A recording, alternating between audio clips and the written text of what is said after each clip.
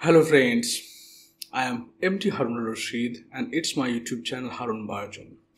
Today in this video I will discuss about the chapter number 13 from NCERT book Plant Growth and Development. Okay? তো এই ভিডিওতে আমরা এই চ্যাপ্টারটার পুরো details পুঙ্খানুপুঙ্খ আমরা আলোচনা করব, যেটা তোমার নিট পরীক্ষা বা যে কোনো কম্পিটিটিভ এক্সাম পরীক্ষা ক্র্যাক করার জন্য এই চ্যাপ্টার রিলেটেড যে কোয়েশ্চেনগুলো থাকবে সেগুলো সলভ করা তোমার পক্ষে খুবই সহজ হয়ে যাবে। তো চলো আমরা দেরি না করে শুরু করি। ফার্স্ট বলছে, have you ever thought about where and how structures like root, stem, leaves, flowers, fruits, seeds arise, and that too in orderly sequence? তুমি কি দেখেছো যে কিভাবে এই মূল, কাণ্ড, পাতা, ফুল বা ফ্রুটস এবং সিডসগুলো তৈরি হচ্ছে এবং সেগুলো আবার অর্ডারলি ম্যানারে তৈরি হচ্ছে। ওকে, এই অর্ডারলি সিকোয়েন্স তৈরি হওয়ার হচ্ছে কেন? কারণ এই ফ্রুটস কার মাধ্যমে তৈরি হচ্ছে? গ্রোথের মাধ্যমে। গ্রোথ, ডিফারেন্সিয়েশন অ্যান্ড ডেভেলপমেন্ট, এই তিনটে প্রসেসের মাধ্যমে তৈরি হচ্ছে। গ্রোথ, ডিফারেন্সিয়েশন, গ্রোথ মানে হচ্ছে নাম্বার অফ সেল ইনক্রিজ আর number of cell forms.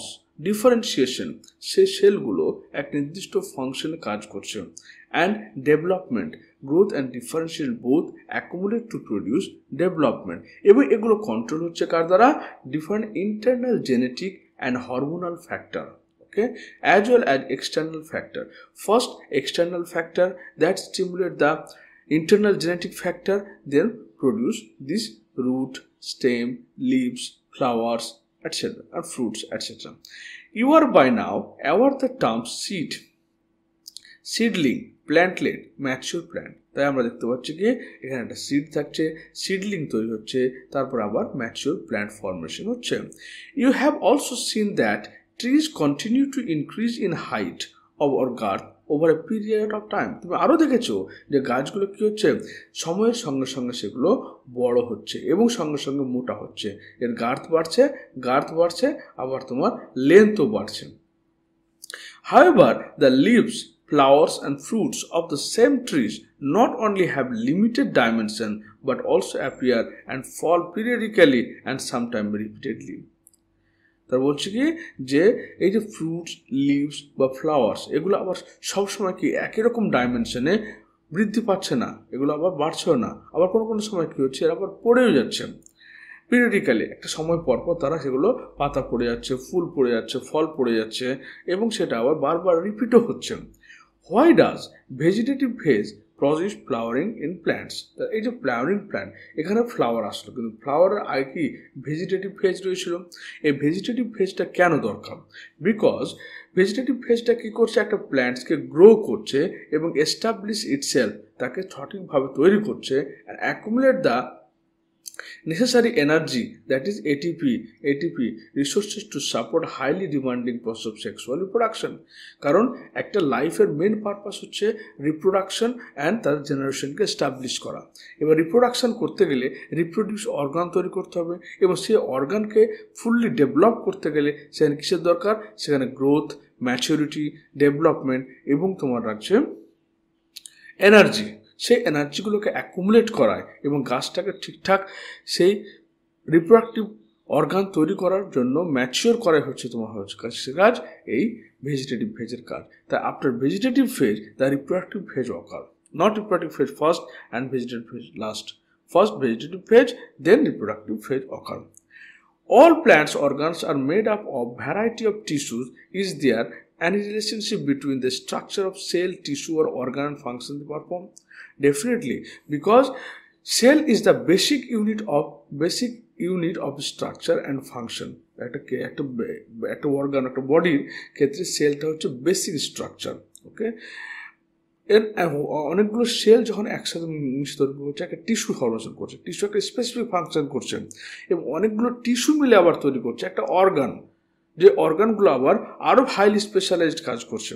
Say organ মিলে তৈরি হচ্ছে অর্গান সিস্টেম, সেটা আরও বেশি স্পেসিফিক কাজ তৈরি করছে। তাহলে আমাদের প্রথমে সেল থেকে টিস্যু, সে অনেকগুলো সেল মিলে আমাদের টিস্যুটা কি করলো, একটা স্পেসিফিক ফাংশন করছে, স্পেসিফিক ফাংশন কর্ম করছে। অনেকগুলো টিস্যু মিলে তৈরি হচ্ছে একটা অর্গান, এটা আরও বেশি মোর স্পেসিফিক, আরও বেশি স্পেসিফিক কাজ করছে, স্পেসিফিক কাজ করছে।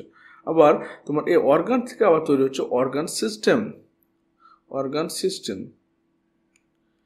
এটা আবার হাইলি স্পেসিফিক, হাইলি স্পেসিফিক। এবং different organ specific, highly specific, এবং ডিফারেন্ট অর্গানগুলো মিলিয়ে আমার তৈরি হচ্ছে কি বডি। তাহলে সেল, টিস্যু, অর্গান ইত্যাদির মধ্যে একটা নির্দিষ্ট ফাংশনালি অ্যান্ড স্ট্রাকচারালি রিলেশন আছে। Can the structure and the function of this be altered? It is cell, structure বা organ এদের ফাংশন কি চেঞ্জ হতে পারে? Definitely by genetic mutation, gene regulation and cellular adaptation, okay, or also by external stimulus। এবং এগুলো হতে পারে কখন? এগুলো বাইরে থেকে যখন কোনো এক্সটার্নাল স্টিমুলাস কাজ করছে, কোনো এবং সেই এক্সটার্নাল স্টিমুলাসের দ্বারা আমাদের জেনেটিক মিউটেশন হতে পারে, জিন রেগুলেশন হতে পারে, সেলুলার অ্যাডাপ্টেশন হতে পারে। এক্সাম্পল দেখা যাচ্ছে যে include plants modify stem to perform photosynthesis, যেমন ভেলামেনের ক্ষেত্রে, ভ্যান্ডার অক্সবারের ক্ষেত্রে ফটোসিনথেসিস করার জন্য এদের রুটগুলো গ্রিন কালার হয় এবং গাছের উপর থেকে ঝুলে থাকে। Genetic mutation cause cell to malfunction. অনেক সময় জেনেটিক মিউটেশন কি করে, কোষগুলোর ম্যাল ফাংশন, মানে ম্যাল ফাংশন বলতে প্রপারলি ফাংশন করতে পারে না। Altered can be intentional like genetic engineering, natural response to environment changes।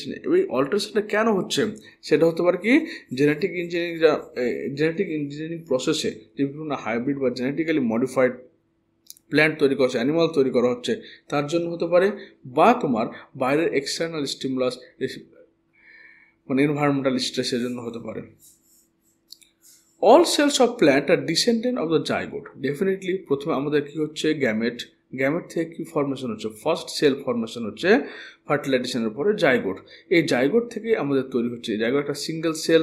এই জাইগোট থেকে তখন ডিফারেন্সিয়েশন প্রসেসের মাধ্যমে প্রথমে মাইটোসিসের মাধ্যমে তৈরি হচ্ছে তোমার cell, different sell.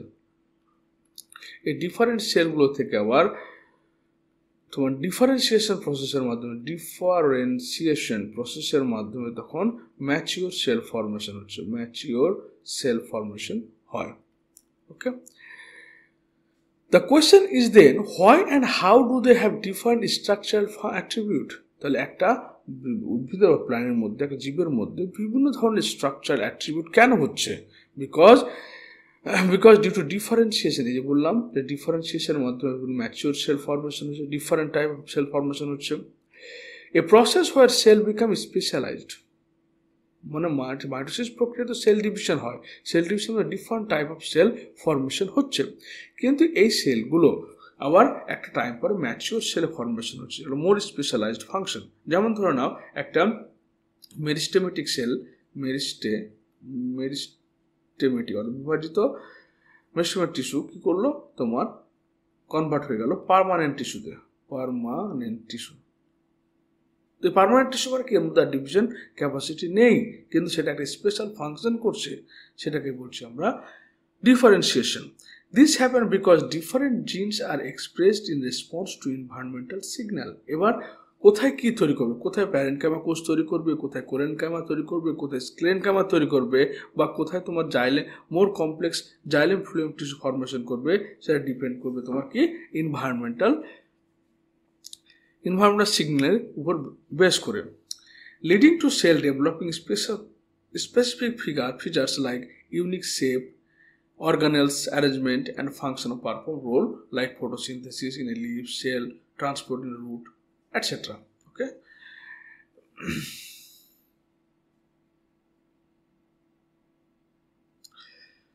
Then development is the sum of two processes. এই যে ডেভেলপমেন্ট হচ্ছে অর্থাৎ বিকাশ ঘটছে, এটা দুটো প্রসেসের accumulation, that is growth and that is differentiation.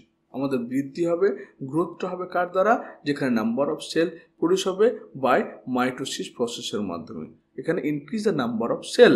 এবং ডিফারেন্সিয়েশন মানে সেই সেলগুলো আবার তোমার একটা স্পেসিফিক ফাংশনের জন্য একটা স্পেসিফিক স্ট্রাকচার ফর্মেশন করবে, তারপর ডিফারেন্সিয়েশন বলছি। To begin with, it is essential and sufficient to know that development of mature plant from zygote follows a precise and highly ordered succession events. তাহলে একটা প্ল্যান্ট যে formation হচ্ছে সে plant ফর্মেশনটা কি করছে, start হচ্ছে কোথায়, জাইগোট থেকে, অর্থাৎ ফার্টিলাইজ এগ থেকে, এবং তারা হাইলি অর্ডার সাকসেশন মানস একের পর এক ঘটনার মাধ্যমে কি করছে, তোমার প্ল্যান্ট বডিতে ডেভেলপমেন্ট হচ্ছে। During this process complex body organisation is form that produce root, leaves, branches, flower, fruit and seed, eventually they die.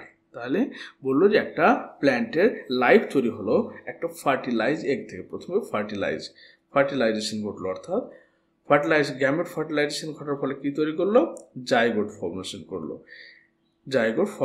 করলো, যেটা আমার কি থেকে এসছে, গ্যামেট থেকে এসছে। এরপরে কি হলো, সিড ফর্মেশন করলো, তারপর সিড থেকে আবার রুট আসলো, রুট থেকে স্টেম আসলো, স্টেম থেকে লিফ আসলো, লিফ থেকে ফ্লাওয়ার আসলো, ফ্লাওয়ার থেকে ফ্রুট আসলো, এবং একটা সময় গিয়ে আবার তারা ডাই হয়ে গেল, মারা গেল। এবং এটা সাকসেস, এই যে এই স্টেপগুলো কিন্তু চেঞ্জ হয় না, এগুলো পরপর চলতেই আছে। The seed germination when favourable condition of growth exist, এবং এই যে সিডটা জার্মিনেশন হচ্ছে, এখানে সিডটা যে জার্মিনেট হচ্ছে সেটা আবার একটা নির্দিষ্ট ফেভারেবল কন্ডিশনের উপরে ভিত্তি করেই হবে।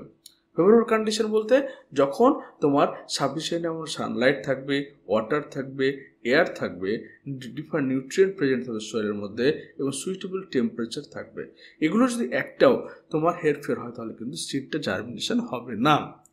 এবং এগুলোর জন্য কি দরকার, প্রথমে দেখো আমাদের দরকার হচ্ছে জল। যখন সে মাটির মধ্যে একটা সিডকে তুমি শোন করলে বা বপন করলে, তখন প্রথম দরকার হচ্ছে তোমার H2O ইমবাইবেশন বলা হয়, অর্থাৎ সিডের দ্বারা যখন জল মাটি থেকে অ্যাবজর্ব করবে তখন সেটাকে ইমবাইবেশন প্রসেস বলা হয়ে থাকে। এবং কি দরকার হচ্ছে, ফটো অ্যাক্টিভেশন, অর্থাৎ লাইটের দরকার পড়ছে আমার। ওকে, তারপর কি হলো, এই যে রেডিক্যাল, এখানে তাহলে এই যখন ওয়াটার আসলো তখন আমাদের ওয়াটারটা কী করলো, জিব্বারেলিক অ্যাসিড, সিডের মধ্যে যে ভ্রূণ অংশে যে জিব্বারেলিক অ্যাসিড রয়েছে, সে জিব্বারেলিক অ্যাসিড 3 প্রকার, 1 2 3, জিব্বারেলিক অ্যাসিড 3টাকে অ্যাক্টিভেট করলো। এটা তখন কি করলো, ডিএনএটাকে স্টিমুলেট করলো ইন দ্য প্রেজেন্স অফ লাইটের উপস্থিতিতে ডিএনএকে অ্যাক্টিভেট করার ফলে সেটা ট্রান্সক্রিপশন প্রসেসের মাধ্যমে mRNA ফর্মেশন করলো। এবার mRNA একটা ট্রান্সলেশন প্রসেসের মাধ্যমে কি তৈরি করলো, বিভিন্ন অ্যামাইনো অ্যাসিড বা প্রোটিন তৈরি করলো। সেই প্রোটিনগুলো হচ্ছে এনজাইম। তাহলে এখানে প্রোটিনগুলো মেনলি হচ্ছে এনজাইম তৈরি করলো। এই এনজাইমের মধ্যে একটা এনজাইম হচ্ছে তোমার অ্যামাইলেজ। ওকে, আর বাইরে থেকে নিউট্রিশন আসছে। অ্যালিউরিন লেয়ারটা হচ্ছে প্রোটিনের লেয়ার, এখানে কি রয়েছে, বিভিন্ন অ্যামাইনো অ্যাসিডগুলো রয়েছে। তো অ্যামাইলেজ যখন ফর্মেশন, অ্যামাইলেজের কাজ কি, অ্যামাইলেজ স্টার্চকে ভেঙে তোমার সিম্পল সুগারে কনভার্ট করবে, এবং সেই সুগারটা আবার এমব্রায়োতে আসবে as a food of embryo, because it is the endosperm. এটা শস্য, যেটা হচ্ছে ভ্রূণের খাবার। তাহলে যখন ফেভারেবল কন্ডিশন, সাফিসিয়েন্ট আমার লাইট পাবে, ওয়াটার পাবে, তারপর তোমার হচ্ছে এয়ার পাবে, সুইটেবল টেম্পারেচার এবং নিউট্রিয়েন্ট পাবে, তখন একটা সিড জার্মিনেশন করবে এবং সেখান থেকে নতুন গাছ তৈরি হবে। In this chapter, you shall also study some of the factors which govern and control the development process. These factors are intrinsic factor and extrinsic factor. The extrinsic factor বলতে এগুলো হলো sunlight, water, air, nutrient, suitable temperature. আর intrinsic factor বলতে আমাদের যে different type of যে এনজাইমগুলো রয়েছে, different type of genetic ডিএনএর যে সমস্ত সিগন্যালগুলো রয়েছে, সেগুলো হচ্ছে ইন্টারনাল ফ্যাক্টর।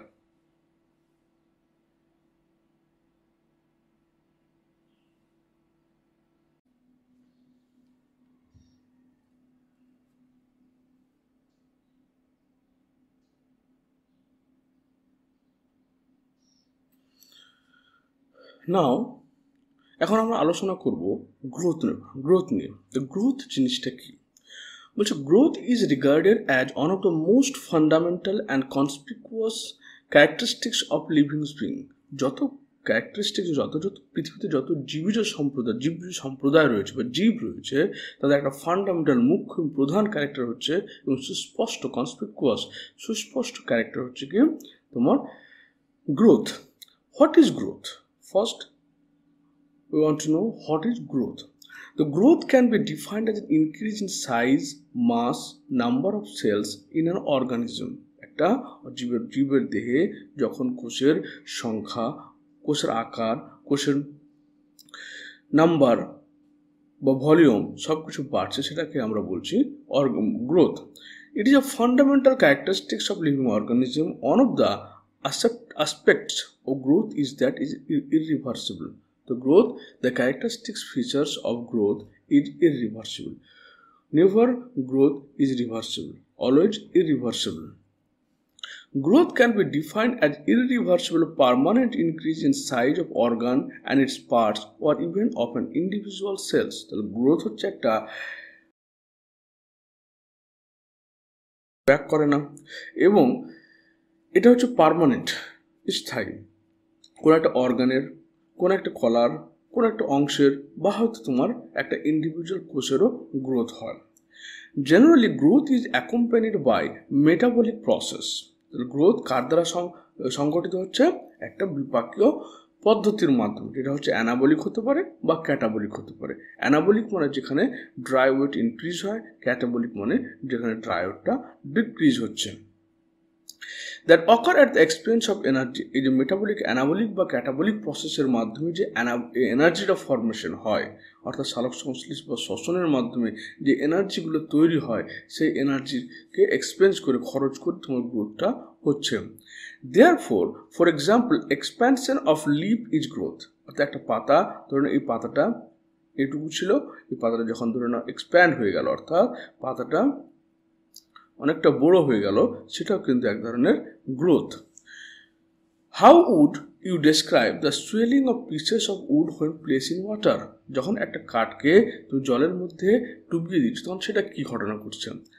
তো যখন জলের মধ্যে আমরা কোনো কাঠকে ডুবাচ্ছি, তখন কাঠটা কি করে জল ওয়াটারকে অ্যাবজর্ব করছে। ওয়াটারকে অ্যাবজর্ব করার পরে সেটা সুয়েল হচ্ছে, ফুলে যাচ্ছে, এবং এটা একটা রিভার্সিবল প্রসেস। কাঠটাকে আবার রেখে দিলে সে জলটা ইভাপোরেট করে দেবে, ইভাপোরেট করার ফলে তোমার কী হয়ে যাবে, আবার কাজটা আকারটা আগের অবস্থায় ফিরে আসবে।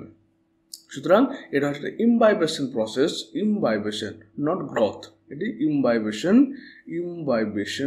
And reversible process, and reversible, not growth.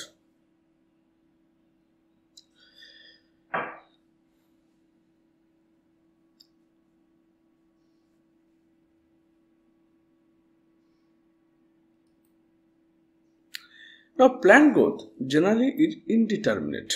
মানে প্ল্যান্ট যে গ্রোথটা হচ্ছে সেটা কিন্তু নির্দিষ্ট কোনো সীমা নেই, সেটা ইনডিটারমিনেট, কারণটা মানে আমরণ বৃদ্ধি পেতে পারে। Plant growth is unique. Plant গ্রোথগুলো হচ্ছে উদ্ভিদের যে বৃদ্ধি, সেটা হচ্ছে ইউনিক, কারণ অ্যানিমালদের ক্ষেত্রে গ্রোথটা একটা সার্টেন লিমিট পরে বন্ধ হয়ে যায়, কিন্তু প্ল্যান্টদের ক্ষেত্রে সেই গ্রোথটা তোমার আজীবন চলতে থাকে। Because plants retain the capacity for unlimited growth throughout their life. সারা জীবনব্যাপী তারা গ্রোথ হতে থাকে। This ability of the plant is due to the presence of meristems at certain location in their body. কারণ আমরা জানি যে প্ল্যান্টের বডিতে এপিক্যাল মেরিস্টেম রয়েছে, রুট এপিক্যাল মেরিস্টেম এবং shoot apical meristem, root apical meristem রয়েছে, যারা প্ল্যান্টটাকে তোমার দৈর্ঘ্য বৃদ্ধি করছে। ইন্টারক্যালারি মেরিস্টেম, যারা ইন্টারনোড পোর্শনটাকে দৈর্ঘ্য বৃদ্ধি করছে, এবং ল্যাটারাল মেরিস্টেম, যেটা পার্শ্বের দিকে বৃদ্ধি করে প্ল্যান্টটাকে মোটা করছে। এই সমস্ত মেরিস্টেমেটিক টিস্যুগুলো, যেগুলো ক্যাপাসিটি হচ্ছে ডিভাইড হওয়া, মাইটোসিস প্রক্রিয়া ডিভিশন হবে, এবং তারা প্ল্যান্ট বডি ফর্মেশন করবে। The cells of such meristems have the capacity to divide and self perpetuate. এই সমস্ত কোষগুলো নিজে থেকে বিভাজিত হবে এবং নিজে থেকে তাদের সংখ্যা বাড়াতে থাকবে। The product, however, soon lose the capacity to divide and such cells make the plant body. মানে এখানে বলতে চাইছি যে আমাদের কত মেরিস্টেমেটিক টিস্যু, এই মেরিস্টেমেটিক টিস্যুগুলো কি হচ্ছে, মাইটোসিস প্রক্রিয়ায় ডিভিশন হয়। এই মেরিস্টেমেটিক টিস্যুগুলো থেকে মাইটোসিস প্রক্রিয়ায় ডিভিশন হওয়ার ফলে তোমার এবার পার্মানেন্ট টিস্যু ফর্মেশন হয়। পার্মানেন্ট টিস্যু, এই পার্মানেন্ট টিস্যুগুলো তোমার ডিভিশন এবিলিটি হারিয়ে, লস দ্য ডিভিশন এবিলিটি, এবং তারা কি করে, প্ল্যান্ট বডি ফর্মেশন করে, যেমন প্যারেনকাইমা, কোলেনকাইমা, স্ক্লেনকাইমা বা xylem, phloem, etcetera. This form of growth wherein new cells are always being added to the plant body by the activity of the meristems is called the open form growth. তাহলে এই যে মেরিস্টেমিক টিস্যুগুলো continuously divide হচ্ছে এবং তারা permanent টিস্যুতে convert হয়ে যাচ্ছে এবং plant বডিটা ফর্মেশন করছে। এটা এক ধরনের open form of growth. What would happen if the meristem ceases to divide? যে সমস্ত মেরিস্টেমেটিক টিস্যু ভাজক কলাগুলো যে ডিভাইড বন্ধ করে দেয়, ডিভিশন ক্যাপাসিটিটা বন্ধ করে দেয়, তাহলে কি হবে? সেখানে প্ল্যান্টের স্টপ গ্রোয়িং, অর্থাৎ প্ল্যান্টটা বৃদ্ধি পাবে না। সে লেন্থ হোক, গার্থ হোক বা formation of new organs like leaf, stem, roots কিছু ফরমেশন হবে না। This would halt repair and regeneration process. একটা গাছের যে একটা জীবের যে রিপেয়ার প্রসেস অর্থাৎ পুনরুদ্ধার প্রসেস বা রিজেনারেশন প্রসেস, সেগুলো সমস্ত কিছু স্টপ হয়ে যাবে। Does this ever happen? এটাই কখনো সম্ভব হয়? যখন মেরিস্টেমেটিক টিস্যুগুলো ডিভিশন ক্ষমতা হারিয়ে দিচ্ছে আর ডিভাইড হচ্ছে না, এটা কখন হবে কি? This happen naturally by meristematic cells differentiate into permanent tissue. এটা বললাম যে মেরিস্টেমেটিক টিস্যুগুলো কি হচ্ছে, পার্মানেন্ট টিস্যুতে কনভার্ট হয়ে যাচ্ছে। কিন্তু মেরিস্টেমেটিক টিস্যুগুলো থ্রু আউট লাইফ অ্যাক্টিভিট করছে, কাজ করছে। কিন্তু যদি মেরিস্টেমেটিক টিস্যুগুলো সম্পূর্ণ বন্ধ হয়ে যায়, তাহলে কিন্তু কোনো পার্মানেন্ট টিস্যু ফর্মেশন হবে না, প্ল্যান্টের কোনো গ্রোথও হবে না। In earlier class, you have studied about the root apical meristem and the shoot apical meristem. আমরা কি জানি? root apical meristem, shoot apical meristem. এটা হচ্ছে root apical meristem, এখানে হচ্ছে shoot apical meristem. You know that they are responsible for their primary growth. Primary growth মানে হচ্ছে এই সমস্ত টিস্যুগুলো নর্মালি সমস্ত প্ল্যান্টের ক্ষেত্রে, সে একবীজপত্রী হোক, দ্বিবীজপত্রী হোক, সবার ক্ষেত্রে যে গ্রোথটা দেখায় সেটা প্রাইমারি গ্রোথ।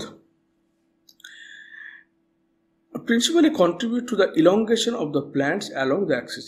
এই এপিক্যাল মেরিস্টেমগুলোর কাজ হচ্ছে যে অগ্রস্থ প্রকটতা দেখা, এপিক্যাল ডোমিনেন্স, মানে এটা হচ্ছে ফটোট্রপিক গ্রোথ হবে, এখানে ফটোট্রপিক আলোর দিকে বাড়বে, আর এটা হবে তোমার গ্র্যাভিট্রপিক বা জিওট্রপিক, অর্থাৎ এটা মাটির তলার দিকে বাড়বে, আর প্ল্যান্টটা তোমার increase 2%. You also know that in dicotyledons plants and gymnosperm, the lateral meristem, vascular cambium, cork cambium appears and তাহলে এই যে আমাদের ল্যাটারাল মেরিস্টেম, এখানে কি কি রয়েছে? একটা কর্ক ক্যাম্বিয়াম রয়েছে, কর্ক ক্যাম্বিয়াম, আর একটা রয়েছে vascular ক্যাম্বিয়াম,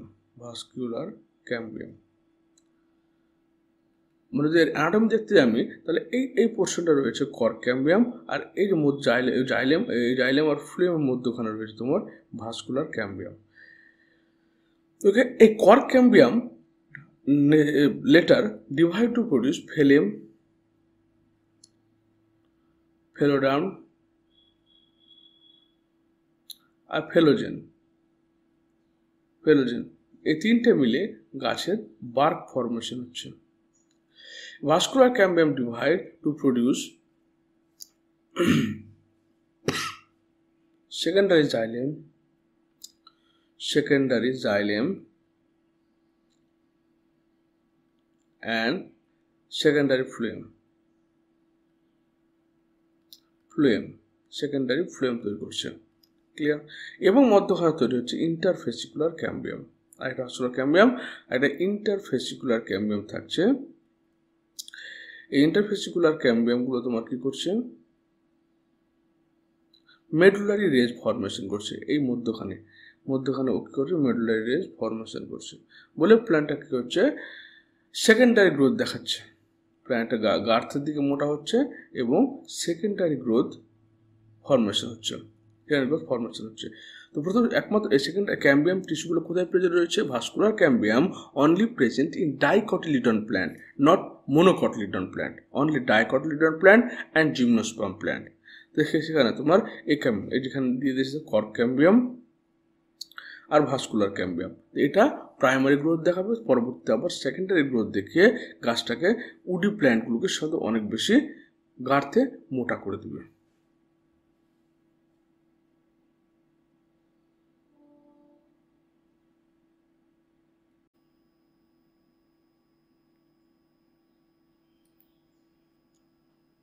Now, we see here the growth is measurable. বৃদ্ধি কি হচ্ছে? বৃদ্ধি আমাদের মেজার করা যায়, অর্থাৎ বৃদ্ধিটাকে আমরা মাপতে পারি বা বুঝতে পারি। কিভাবে বুঝতে পারছি? বলছে growth at a cellular level, যখন কোষীয় লেভেলে গ্রোথটা হচ্ছে, is principally consequence of increase in the amount of protoplasm. অর্থাৎ যখন কোষীয় লেভেলে আমরা গ্রোথটা বৃদ্ধিটাকে দেখছি, তো দেখবো যে প্রোটোপ্লাজমটা বাড়ছে কিনা। প্রোটোপ্লাজম বলতে কি বোঝায়? প্রোটোপ্লাজম মানে হচ্ছে নিউক্লিয়াস অ্যান্ড সাইটোপ্লাজম। তো নিউক্লিয়াস সাইটোপ্লাজমের রেশিওটা বাড়ছে কিনা। Since increase in protoplasm is difficult to measure directly, কিন্তু একটা কোষের মধ্যে গিয়ে নিউক্লিয়াস এবং সাইটোপ্লাজমের রেশিওকে মাপাটা কিন্তু খুব একটা সহজ ব্যাপার নয়। On general measure of some quantities which is more or less proportional to it. Growth is therefore measured by variety of parameter, some of which are, যখন দেখবো যে আমরা ইনক্রিজ ইন ফ্রেশ ওয়েট, অর্থাৎ একটা অর্গান বা কোষের একটা অর্গানের যখন ফ্রেশ ওয়েটটা ওজনটা বেড়ে গেছে, বা তার ড্রাই ওয়েট কী হারে বেড়েছে, বা লেন্থ কীভাবে বেড়েছে, এরিয়া কীভাবে বেড়েছে, ভলিউম আয়তন কীভাবে বেড়েছে, বা কোষের সংখ্যা কীভাবে বেড়েছে, এই প্যারামিটারগুলোর উপর ভিত্তি করে আমরা বুঝতে পারি যে একটা কোষ বড় হয়েছে কি হয়নি। You may find it amazing to know that on single match root apical meristem can give rise to more than 17,500 new cells per hour. একটা ভুট্টা বীজের তুমি যদি এই রুট এপিক্যাল মেরিস্টেম দেখো, তো ওরা প্রতি ঘন্টায় 17,500 সেলকে ফরমেশন করছে। এটা হচ্ছে কি বলছে, এটা কি ডিটারমাইন করছে? এটা ডিটারমাইন করছে নাম্বার অফ সেল ইনক্রিজ। এবার তুমি যদি একটা সেলের ভলিউমের কথা ভাবো, তাহলে ওয়াটারমেলন বা আমরা যেটাকে আমরা কি বলছি তরমুজ বলছি, সেই তরমুজের ক্ষেত্রে the cell increase in size by up to 3,50,000 times. মানে একটা সেলের মধ্যে ওয়াটার অ্যাবজর্ব হওয়ার ফলে সেলটার সাইজ 3,50,000 পর্যন্ত বড় হতে পারে, এতটা ইলাস্টিক সেলগুলো। ওকে, while the growth of the pollen tube is measured in terms of its length। তাহলে আমরা এখন এই পোলেন টিউবের গ্রোথ দেখছি, তখন সেটা কি হচ্ছে, লম্বায় কতটা বৃদ্ধি হচ্ছে। দ্য নাম্বার অফ সেল আমরা দেখলাম, নাম্বার অফ ভলিউম দেখলাম, এবং এখানে নাম্বার অফ লেন্থ ধরে কতটা বৃদ্ধি পাচ্ছে। And increase in surface area denote the growth of the dorsiventral leaf. এটা ডরসিভেন্ট্রাল মানে যার উপরের পৃষ্ঠ আলাদা এবং নিচের পৃষ্ঠটা আলাদা, ডরসাল সাইড এবং ভেন্ট্রাল সাইড। যে ডরসাল সাইড বা ভেন্ট্রাল সাইডের এই যে পুরো এরিয়াটা রয়েছে, এই এরিয়াটাকে আমরা বলছি surface volume. Okay, surface volume. এই সারফেস ভলিউমটাও আমরা কিন্তু মেজার করতে পারি। তাহলে এক নম্বর হচ্ছে number of cell size, number of cell number, length of the cell organ এবং ডরসিভেন্ট্রাল লিভের সারফেস ভলিউমটাকে মেজার আমরা করতে পারি। এভাবে আমাদের গ্রোথ জিনিসটাকে ডিটারমাইন আমরা করতে পারি। Meristematic zone represent the phase of elongation. তাহলে এই যে শুট এপিক্যাল মেরিস্টেম বা রুট এপিক্যাল মেরিস্টেম, এদের কাজটা কি? এদের কাজটা যে ইলংগেশন হচ্ছে, কোষটা কতটা লম্বায় বড় হচ্ছে। ইনক্রিজ ভ্যাকুলেশন, যখন একটা কোষ আকারে বড় হবে তখন সেখানে কি হবে, ভ্যাকুলেশন ফর্মেশন, ভ্যাকুল হবে, বড় বড় ভ্যাকুল ফর্মেশন হবে। এবং কি হবে, ও চারিদিকে যে সেল ওয়াল আছে সেই সেল ওয়ালের ডিপোজিশন হওয়ার ফলে সেল ওয়ালটা থিকন হবে। Cell enlargement, vacuolation, cell enlargement and new cell wall deposition are the characteristics of the cell in space. তখন সেল ইলংগেশন হচ্ছে, একটা সেল ধরে এই সেল ছিল, সে লম্বায় বাড়ছে, ইলংগেশন যখন হচ্ছে তখন কি হচ্ছে, সেলটার সাইজ বাড়ছে, তারপরে ওর মধ্যে ভ্যাকুয়াল ফর্মেশন হচ্ছে বড় বড়, সেখানে তোমার হচ্ছে কি সেল ওয়াল ডিপোজিশন হচ্ছে এবং সেই সেলটা আকারে বৃদ্ধি পাচ্ছে। Further away from the apex that is more proximal to the phase of elongation. কারণ ফেজ অফ ইলংগেশনটা কোথায় ঘটছে, সবচেয়ে বেশি প্রমিনেন্ট হচ্ছে কোথায়, apical মেরিস্টেমে। lies in the portion of axis which undergo the phase of maturation। এবার সেলটা ইলংগেশন হওয়ার পরে কি হবে, ম্যাচুরেশন হবে, অর্থাৎ এবার পার্মানেন্ট টিস্যু ফর্মেশন করবে, যেটাকে আমরা ডিফারেন্সিয়েশন বলি।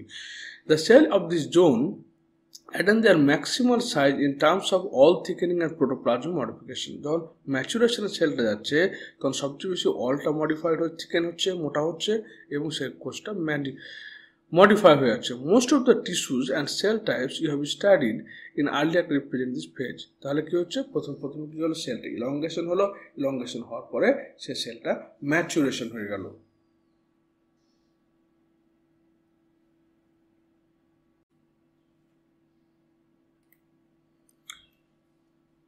এখন আমরা দেখব গ্রোথ রেট।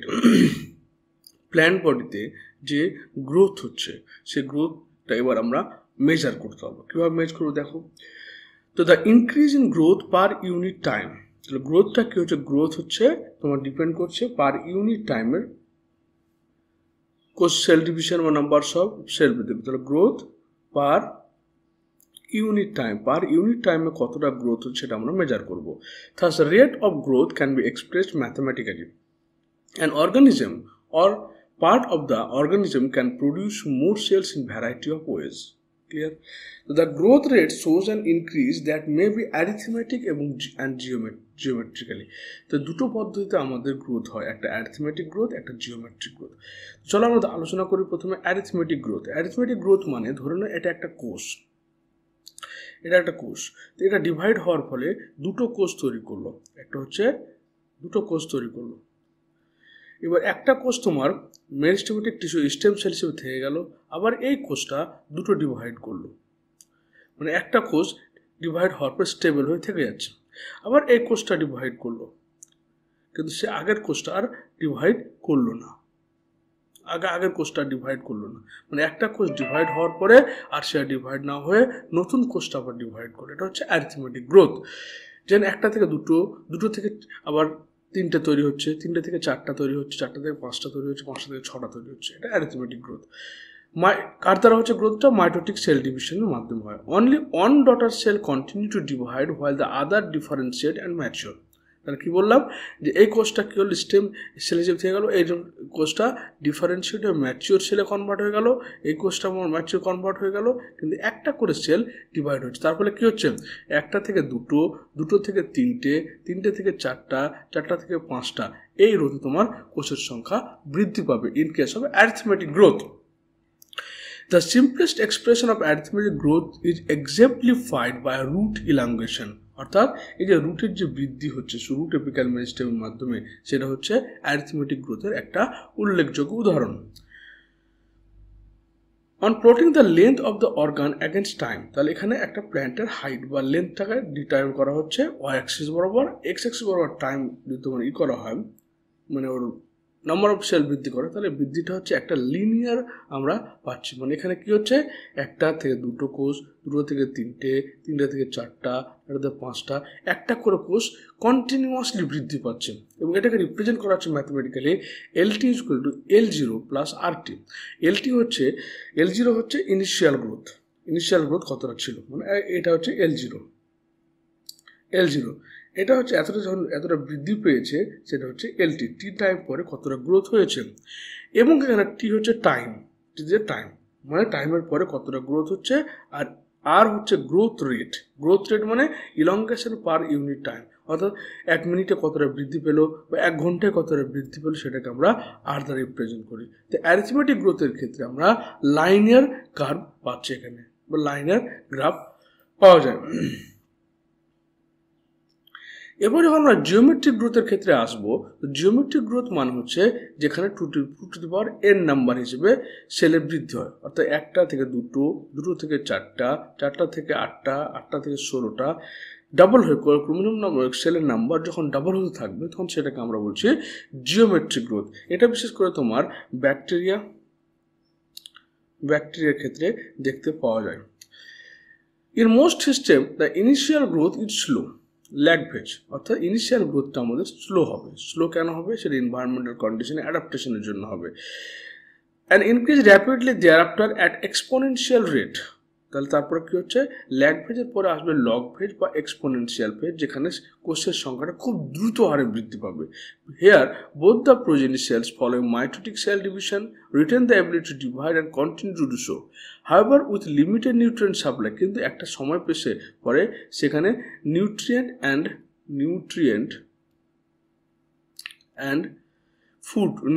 প্লেস হ্যাবিট্যাট, এই দুটো সংকট যখন দেখা দেবে, তখন গ্রোথটা এসে আবার স্থির হয়ে যাবে, থেমে যাবে। If you plot the parameter of growth against time, we get typical S শব্দ, এটা হচ্ছে এস কার্ভ বা সিগময়েডাল কার্ভ এখানে বলছি। এই sigmoidal curve is characteristics living organism growing in a natural environment. তো যারা প্রাকৃতিক পরিবেশে জন্মগ্রহণ করছে তাদের ক্ষেত্রে সিগময়েডাল কার্ভটা দেখতে পাওয়া যাবে, মানে সবার গ্রোথ হওয়ার পর একটা টাইম পরে এসে গ্রোথটা সিজ হয়ে যায়, থেমে যায়। কেন?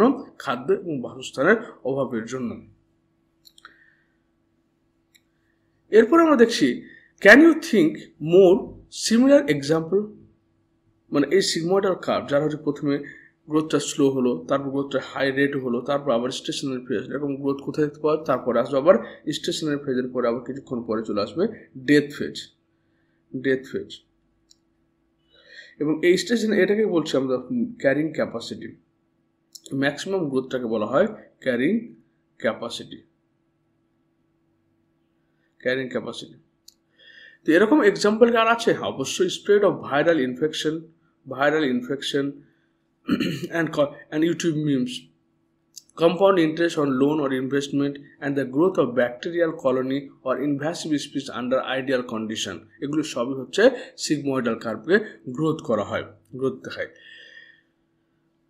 What kind of curve can you expect a tree showing seasonal activity? তো যখন আমরা ট্রির ক্ষেত্রে সিজনাল অ্যাক্টিভিটি দেখাচ্ছি তখন সেখানে গ্রোথটা কিন্তু দেখাচ্ছে ল্যাগ ফেজ, যেমন স্লো গ্রোথ ইন স্প্রিং, যখন বসন্তকাল আসবে তখন গ্রোথটা স্লো হবে, সেটাকে ল্যাগ ফেজ বলছি। আবার র্যাপিড গ্রোথ ইন সামার, যখন গ্রীষ্মকাল আসবে বসন্তকালে কম গ্রোথ হচ্ছে, আবার সামারে লগ ফেজ বা এক্সপোনেনশিয়াল হচ্ছে। আবার যখন অ্যাটাম বা উইন্টার আসবে, শরৎকাল বা শীতকাল, তখন সেখানে গ্রোথটা একবারে স্টেশনারি ফেজে চলবে। তারপরে এখানে আমরা এস কার্ভ পাবো। The sigmoidal curve is represented by the mathematical formula W1 W0 ERT.